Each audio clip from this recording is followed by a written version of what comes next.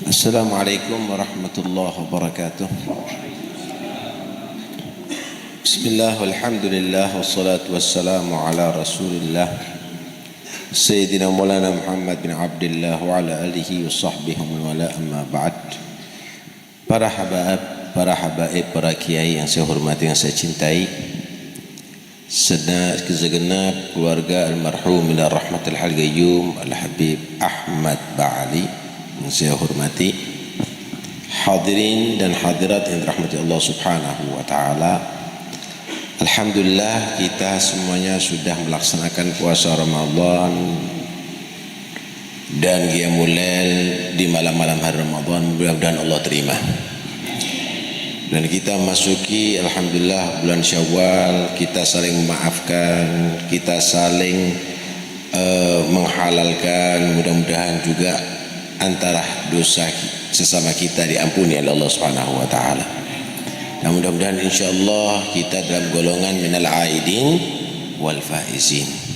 Minal aidin, mudah-mudahan menjadi orang yang kembali panjang umur, bisa ketemu Ramadan di tahun yang akan datang, bisa ketemu hari raya bulan Syawal di tahun yang akan datang. Minal aidin, mudah-mudahan orang-orang yang kembali bersih daripada dosa seperti bayi baru lahir dari rahim ibu. Wal faizin, mudah-mudahan menjadi orang-orang yang sukses, orang-orang yang berhasil di dunia, dicukupi semua kebutuhannya, berhasil di akhirat, selamat dari neraka, masuk ke dalam surga. Faman zuhziha 'anil nari wa udkhilal jannata faqad faz. Siapa orang yang dinyatakan selamat dari neraka, masuk ke surga, itulah orang yang berhasil. Kemudian kita Masya Allah menghadiri acara haul, ya. Haul daripada seorang yang soleh, orang-orang pilihan daripada umatnya Nabi Muhammad. Kalau kita lihat, apa sih yang membedakan antara kita dengan mereka? Apa yang membedakan? Yang membedakan cuma satu. Mereka menjadi orang yang bertakwa, kita menjadi orang yang setengah takwa. Mereka menjadi orang yang bisa menjinakkan nafsu, tapi kita menjadi budak nafsu. Karena itu ya ikhwani, kalau kita ingin jadi seperti orang-orang yang soleh, para aulia Allah, cuma satu resepnya: ikut ajaran Allah, ikut Nabi Muhammad, dan jangan ngikuti setan dan nafsu. Wa khalifis syaitana wa khalifin nafsa wa syaitana wa asihima wa inhuma mahadaka nusha fattahimi wa la tuti' minhuma khasman wa la hakaman fa anta ta'rifu kaidal khasmi wal. Hati-hati, jangan pernah sedikit pun kamu mau patuh diajak sama setan atau diajak sama nafsu. Kalau setan itu Pak, musuh luar yang masuk ke dalam, tapi kalau nafsu ada di tubuh Anda sampai mati. Orang Yahudi, orang Nasoro itu bahaya, tapi bahayanya nggak seberapa. Itu musuh luar. Ibarat ular, kalau ada di luar, kalau ularnya di muka, kepingin selamat sampai mundur ke belakang. Ularnya di belakang, kepingin selamat sampai maju ke depan. Ularnya di sebelah kanan, sampai kepingin selamat geser ke kiri.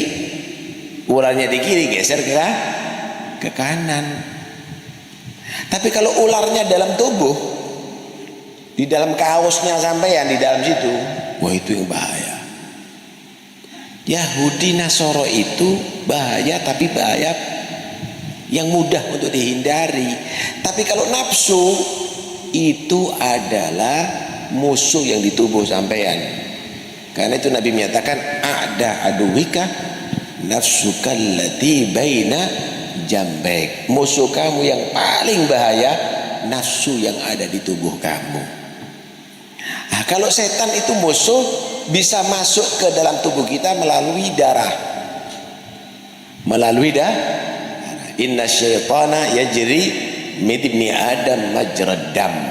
melalui darah. Tapi bisa dibendung dengan cara apa? Puasa. Fadayyigu majariyahu bil ju'i bisom. Kalau kepingin setan nggak leluasa masuk ada di tubuh, yang banyak lapar, artinya yang banyak puasa. Kalau nafsu ini nggak bisa dikeluarkan, nggak bisa Pak untuk dibendung, dijinakkan. Karena setiap manusia ini punya nafsu, setiap manusia ini punya nafsu. Nah, cuma nafsu itu aslinya inna nafsa la ammaratun bisu illa ma rahima rabbi. Nafsu itu ngajak orang berbuat jahat. Ngajak berbuat jahat artinya apa? Meninggalkan ajaran, melakukan yang haram. Itu aslinya nafsu, kecuali yang dirahmati oleh Allah. Kecuali yang dirahmati oleh Allah. Karena itu kalau nafsu ini gak dijinakkan, setan itu mudah masuk ke tubuh manusia. Kenapa? Karena semua orang ini tahu setan itu musuh. Setan itu musuh itu semua itu kenal. Nah, setan memperalat nafsu ini untuk menipu manusia, merayu manusia. Karena itu dikatakan la ta'man nafsa ta'arrafin nafsa la ta'man ghawailaha fan nafsu akhbatu min 70 syaitana. Kamu harus betul-betul kenal bagaimana trik-trik nafsu ini. Jangan pernah aman walaupun kamu ustaz, walaupun kamu ahli ilmu, jangan pernah merasa aman, karena nafsu itu lebih berbahaya daripada 70 setan. Nah, nafsul ammarah bisu ini kalau dilawan terus, diajak misalnya, ayo main sekak, enggak, tak, buat baca Quran. Bangun tidur, ayo ke pos kamling, ngomong-ngomong, ngerasani sana ngerasani enggak, dibawa baca Quran misalnya. Kalau nafsu ammarah bisu ini selalu digenjet, berubah nanti menjadi nafsul lawamah.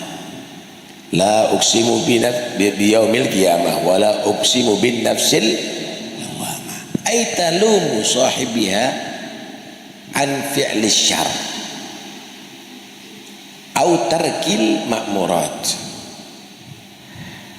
Nafsul lawamah ini nanti berubah, nafsul ammarah bisu berubah nanti menjadi nafsul lawamah. Selalu mengkritik diri kita. Allah, kok saya malas ya belajar? Kok saya nggak qiyamul lail ya? Padahal saya bisa qiyamul lail. Kok saya kritik selalu dirinya sendiri. Ini sudah meningkat ini. Nafsul ammarah bisu udah menjadi nafsul lawamah. Kalau terus digenjat ini nafsu, kalau digenjat ini nafsu akan menjadi nafsul mulhamah.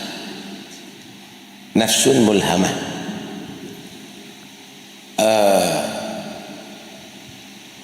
Qad aflaha man zakkaha wa khaba man dasaha. Fa alhamaha fujuraha wa taqwaha. Ketika manusia tadi itu nafsunya dari lawamah menjadi mulhamah. Nafsu mulhamah itu gini, bisa mengenal mana yang bagus, mana enggak bagus. Ini enggak bagus, enggak bagus ini. Ini baik nih, sehingga ada semangat untuk cari ilmu, dapat ilmu bagus. Ini majlisul khair, ini sholat berjamaah, ini sudah nafsunya dari nafsu jahat menjadi nafsu yang mengkritik diri, menjadi nafsu yang bisa membedakan mana yang baik dan mana yang tidak baik. Kalau digencat lagi nafsu tadi itu akan berubah lagi menjadi nafsul mutmainnah. Kalau zikir tenang jiwanya, senang. Kalau hadiri majelis asyik. Kalau ada di masjid i'tikaf merasakan nikmat, kalau baca Quran merasakan nikmat. Nah ini sudah berubah ini, nafsunya menjadi nafsul mutmainnah. Lebih meningkat lagi akan menjadi nafsun radiyah. Dia menerima apa yang Allah takdirkan. Dapat rezeki kecil dikit, ya nikmati, alhamdulillah. 20.000 lumayan nih, bisa nasi goreng sama teh hangat. 10.000, alhamdulillah, pung satu piring, enak itu. Apalagi kalau ditutul dengan garam, wow, tambah nikmat itu. Terus begitu nafsun radiyah. Kalau lebih meningkat lagi, nafsunya menjadi nafsun mardiyah. Nafsu yang merasakan ridhonya Allah. Dia merasa diridhoi sama Tuhannya. Sama dengan anak yang udah dia tadi itu merasa dicintai dan disayang sama orang tuanya, sehingga nggak pernah susah hidupnya. Kenapa? Tuhannya selalu ridho kepada dia, Tuhannya selalu rahmat sama dia. Kalau sudah begitu meningkat jadi nafsun kamilah. Loh ini loh, mereka ini punya jiwa-jiwa yang nafsun kamilah, mutmainnah menjadi radiyah. Ya ayyuhatun nafsul mutmainnah irji'i ila rabbiki radiyatan mardiyah. Kalau sudah begitu, fadkhuli fi ibadi wadkhuli jannati, menjadi hamba-hamba pilihan Allah dan akhirnya menjadi penghuni surga Allah Subhanahu. Begitu Pak. Karena kalau sudah nafsu ini takluk, nafsu ini udah bisa dijinakkan, maka yang dominan di tubuh manusia itu bukan jasad tapi ruh. Lebih menyerupai malaikat daripada menjadi sosok manusia biasa. Kalau malaikat nggak makan sama sekali, nggak tidur sama sekali, kita nggak mungkin akan sama dengan malaikat. Tapi mereka tidurnya sedikit udah cukup, makannya dikit udah cukup, sehat, seger. Kenapa? Karena yang dominan bukan nafsu tapi yang dominan ruh, lebih menyerupai malaikat. Lebih menyerupai malaikat. Karena itu jangan kaget kalau tadi kelihatan Habib Ahmad jam 2:30 udah di masjid, keluarnya waktu duha. Waduh, kalau kita ya memang budak nafsu, berat. Tapi kalau mereka enggak, puasa sahur dikit, puasanya bukanya dikit cukup. Kadang-kadang kurma aja sama air cukup. Kenapa? Karena nafsu udah takluk, ruhnya kuat, lebih menyerupai malaikat daripada menjadi sosok manusia biasa. Tapi kalau nafsu ini sudah menguasai manusia, nafsu ini kalau sudah menguasai manusia, dituruti terus, nafsu ini kehidupannya adalah lebih dekat dengan binatang daripada seorang manusia. Sholat nggak mau, walaupun hanya 4 rakaat duhur nggak mau. Puasa bilangnya nggak kuat, padahal kucing aja kalau nggak dikasih makan mulai subuh sampai maghrib kuat.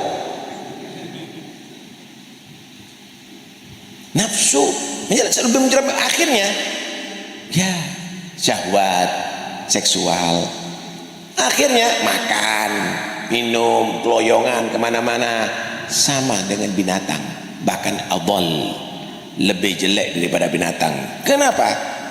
Karena manusia yang jahat itu Pak merugikan, bahaya.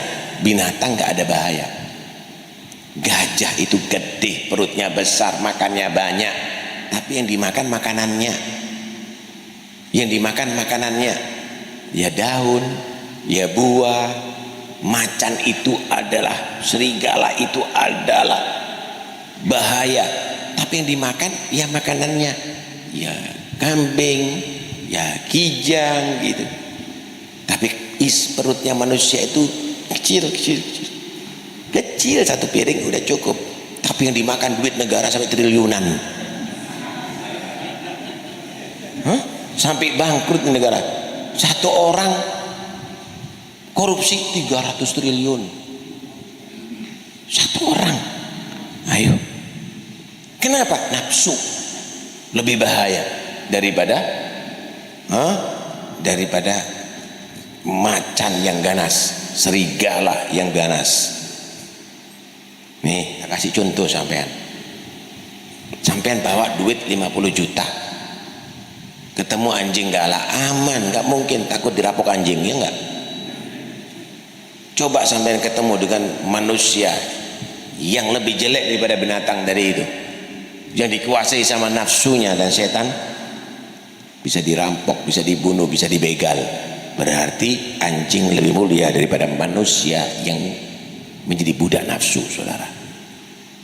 Perempuan jalan ketemu sama dengan sapi kerbau, nggak mungkin takut diperkosa kerbau, diperkosa sapi.